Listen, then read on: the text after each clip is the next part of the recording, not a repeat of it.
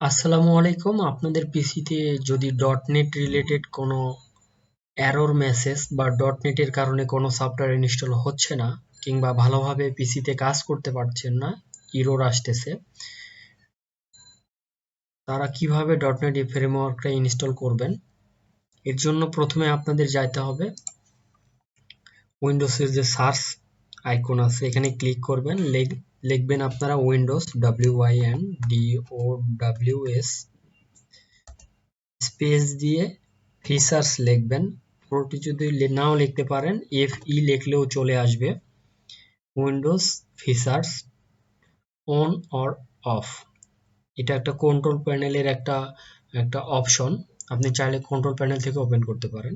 এখানে ক্লিক করলেন, দেন এই যে প্রথমেই দুইটা .NET অপশন গুলো আছে, এই যে .NET 3.5 এবং .NET 4.8, তো এই যে প্লাস আইকন আছে এটাতে ক্লিক করবেন, দেন এই দুইটা সিলেক্ট করবেন।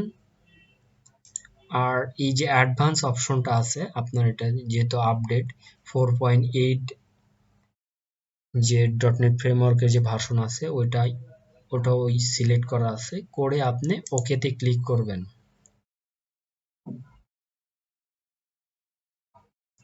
একটু সময় লাগবে।